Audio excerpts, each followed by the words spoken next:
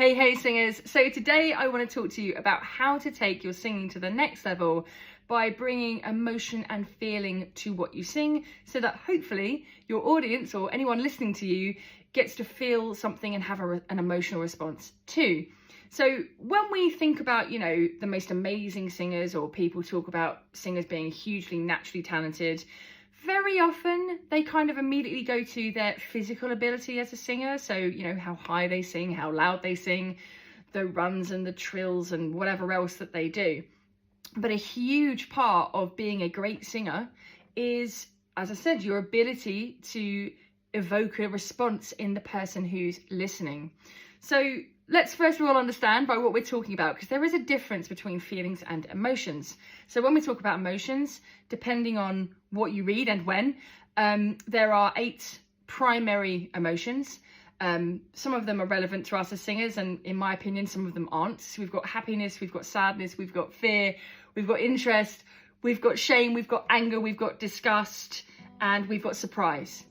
Now, they are specific to, an event that happens. So let's say someone cuts you up on the motorway, you might get really angry. Maybe your girlfriend or boyfriend breaks up with you, you'll probably feel really sad and maybe angry too. They are cognitive and they are physiological responses. Now, they help our bodies get ready to take action, and they are unconscious.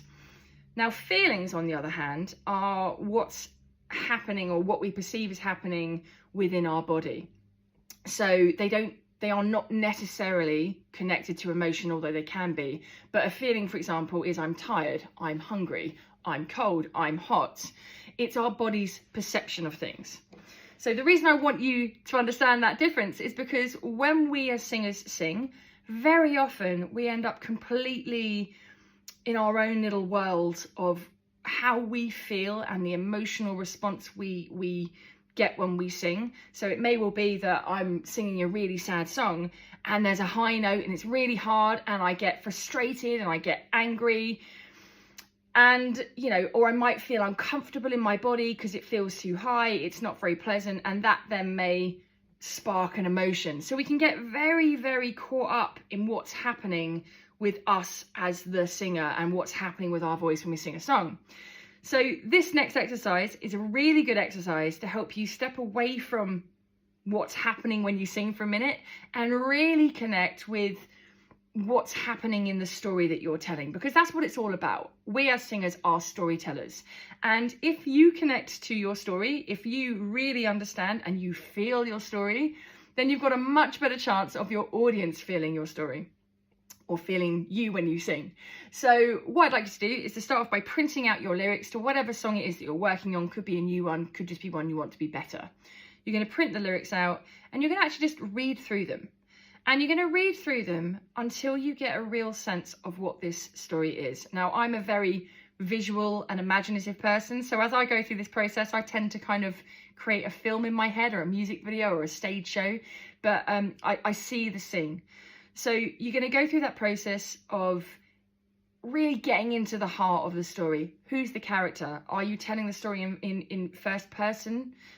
I am this, I am that, or are you talking about someone else? She is that, he is that. What's the characters? What's happening there? Also, who's the characters? Then you're going to start to get a feel for, where are you singing? As in, are you singing to a person in the same room as you? Or are they on the other side of the world and you're kind of like screaming out the window? Maybe you're just preaching to the universe. Whatever. We want to understand and really get deep into this story that we're trying to tell. And obviously a big part of that is how this story makes you feel, if it makes you feel anything, and the emotions that it might evoke. So when you read through this story, do you start to feel sad? Do you feel angry? Do you feel happy? Now, back to what I was saying, when it comes to singing, taking away the idea that there are 8 primary emotions for a second, I tend to think of it as being, either a positive emotion or a negative emotion.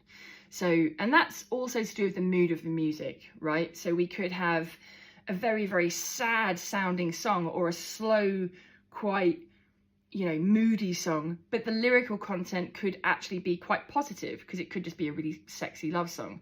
So the two do go hand in hand here, but we will come back to the music in a minute. Just purely reading through the lyric, what feeling do you get? What emotion, does it bring to the surface? And the more you can attach a personal experience to the narrative you're telling, the more you're going to feel something. So it may well be, for example, if I sing Make You Feel My Love as a new mum, I feel like I'm singing my little girl a lullaby. I feel like I'm telling her I'm always going to be there. And I immediately get the image of singing to her as she's in her cot late at night.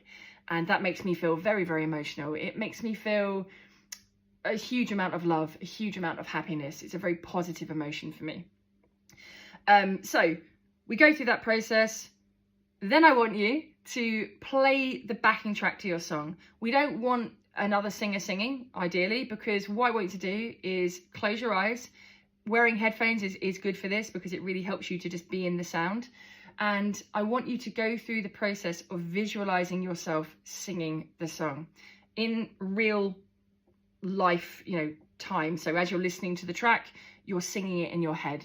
And what you're doing is you're rehearsing, you're creating a blueprint of what does the dream you sound like? If you could wave a magic wand and sound however you wanted to sound, what does that you sound like singing this song? And I want you to do that a few times until you've got a very, very strong sense, a really, really strong blueprint of how in an ideal world you would sound singing this song. And then what you could do is go through the same process, but don't worry about the lyrics for the minute, and actually just sit, headphones again, eyes closed, listening to the music and seeing what comes up for you. Does the music on its own, is it so beautiful it just fills you with joy? Is it so sad it just makes you want to cry? Whatever it is, but we're then, stepping away from the story and just letting that music take us where it takes us. Does it make you feel a certain way in your body? Does it make you feel tired? Does it make you feel light? Whatever. But we're really bringing our attention to the music at this point. So we've done the lyrics, now we've done the music.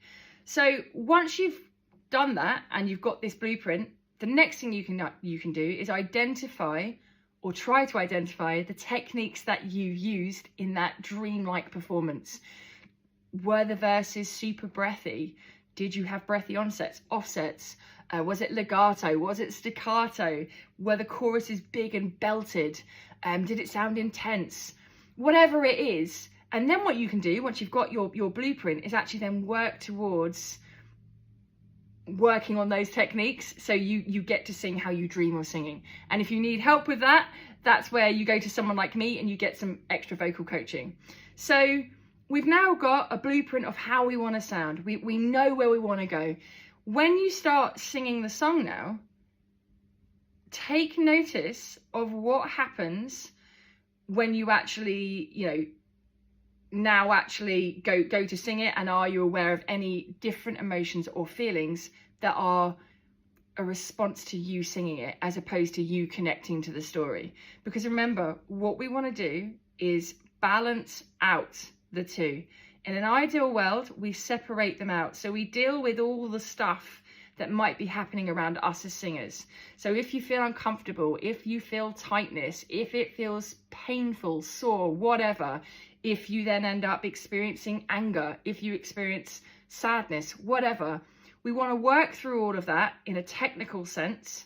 So we get rid of all that rubbish. We get our voices to the point where we don't feel uncomfortable, we don't feel pain, we don't feel strain, we then we don't experience a negative emotion. We want to be able to deal with that so that we can completely commit to the process of storytelling, to letting go and being completely, at one with the story, with the music. We are surrendering to telling the narrative.